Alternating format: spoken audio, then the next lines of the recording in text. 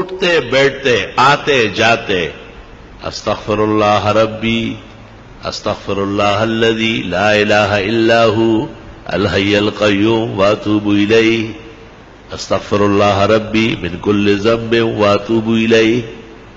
یہ پڑھا کرو جتنے استغفار آپ کو یاد ہے. بہت زیادہ پڑھو، کم پڑھنے سے نہیں کام چلے گا، کیونکہ دنیا کی تمام تکلیفیں، رنج اور غم، صدمہ اور مصیبت، فتنہ اور پریشانی سورۃ انفال میں ہے. استغفار سے ختم ہو جائے. استغفار ہمیں کرنا چاہیے. پیرانی پیر شیخ عبد القادر جیلانی نے ایک موقع پر لکھا ہے کہ جن کو استغفار کا پتہ ہے اور پھر وہ پریشان ہوتا ہے، فرمایا بہت بڑا کذاب اور جھوٹا ہے.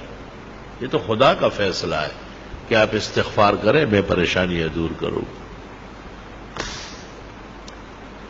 اب یہ کہ ہمیں محبت چاہیے، آرام چاہیے، عزت چاہیے، حلال دولت چاہیے، وقار چاہیے، حفاظت چاہیے، خدا تیری نصرت چاہیے، بندوں کے ہر شر فساد سے بچت چاہیے. اس کا ذکر اللہ نے سورۃ نوح میں کیا ہے 29ویں پارے میں کہ یہ بھی استغفار سے ہو. لے سارا کام استغفار سے ہوگا.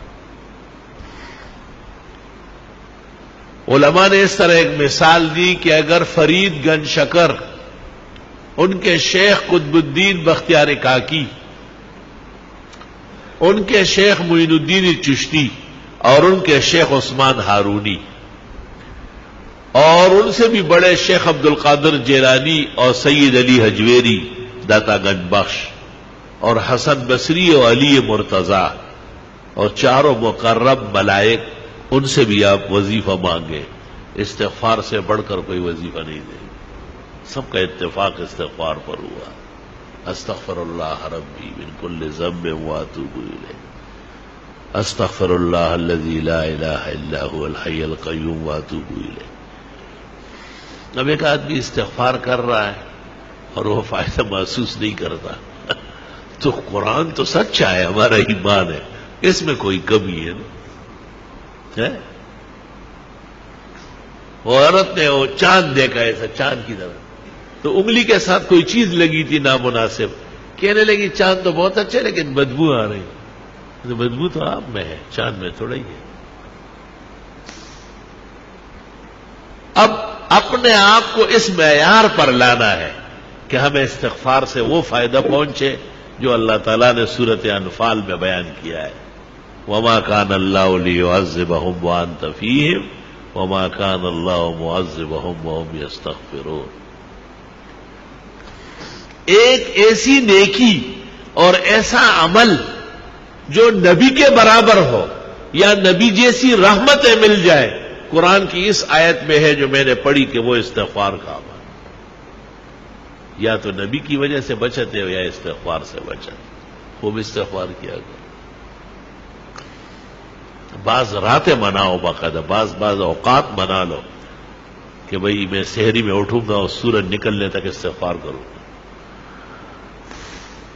اور میں جمعے کی نماز کے لیے 2 گھنٹے پہلے آؤں گا، سورۃ کاف پڑھوں گا، 100 مرتبہ درود ابراہیمی پڑھوں گا، بس پھر جمعے تک استغفار کروں گا. جمعے میں اتنا ٹائم نہیں ہے، چلو عصر سے مغرب صحیح ہے، مغرب سے عشاء تک کچھ تو ادھر کنڈے زویا سوخو بویا، کچھ تو کرے آپ، اپنے آپ کو ذرا قیمتی بنائے. جتنی خوشیاں چاہیے، جتنے آرام اور راحت چاہیے، جتنی عزت چاہیے، اللہ تعالیٰ سورۃ نوح میں فرماتے ہیں فَقُلْتُ اسْتَغْفِرُوا رَبَّكُمْ، استغفار کرو وہ مل جائے، سب عطا ہو جائے. ہمیں بھی دعاؤں میں یاد رکھو، دینی مدرسوں کو بھی، طلباء کو بھی، اور یہ موجودہ پریشانیوں کو بھی، اور استغفار کی کثرت کرو. راتوں کو بستر پر جاتے وقت 33 دفعہ سبحان اللہ، 33 مرتبہ الحمدللہ، 34 مرتبہ اللہ اکبر پڑھا کرو. آج ہی بخاری شریف میں آ رہا تھا کہ حضرت فاطمہ آئی اور ام المومنین عائشہ کو کہا کہ حضرت غلام بانٹ رہے ہیں، مجھے بھی کوئی نوکرانی دے دے. جب حضرت آئے بتایا، انہوں نے کچھ کہے بغیر ان کے گھر گئے اور ان کو کہا بس رات کو یہ پڑھا کرو 33 مرتبہ سبحان اللہ، 33 مرتبہ الحمدللہ، 34 مرتبہ اللہ اکبر. یہ دنیا بھر کے غلام کنیز آرام و راحت سے بہتر ہے. تسبیحات دائیں ہاتھ سے پڑھا کرو، بائیں ہاتھ سے اسلام میں کوئی تسبیح نہیں ہے.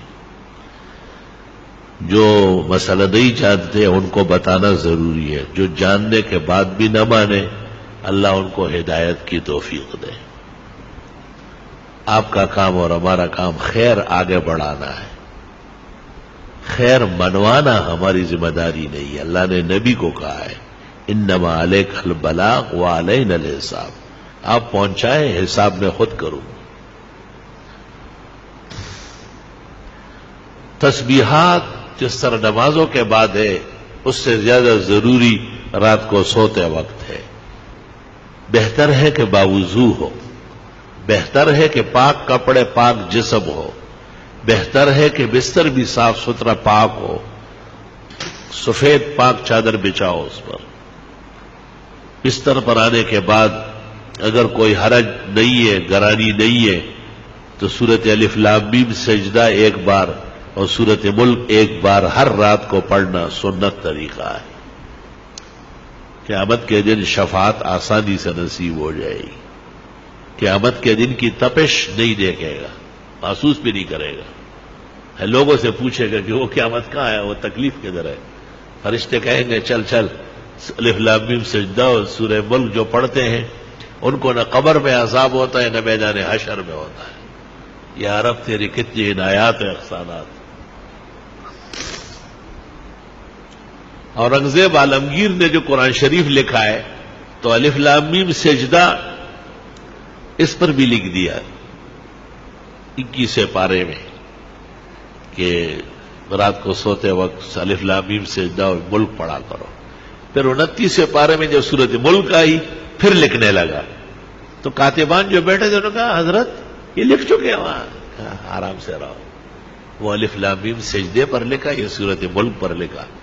اور حدیث شریف لکھنے کے بعد لکھ فرمایا بس اورنگزیب کا یہی مقصد تھا کہ یہ لکھا ہوا قیامت تک رہ جائے، شاید کوئی عمل کر کے اور مجھے بھی قبر کے عذاب سے اور جہنم کے تپش سے اور قیامت کی پریشانی سے اللہ تعالیٰ نے نجات نصیب فرمائے. الحمدللہ رب العالمین. اللہم صل وسلم علی النبی وعلی آلہ وصحبہ.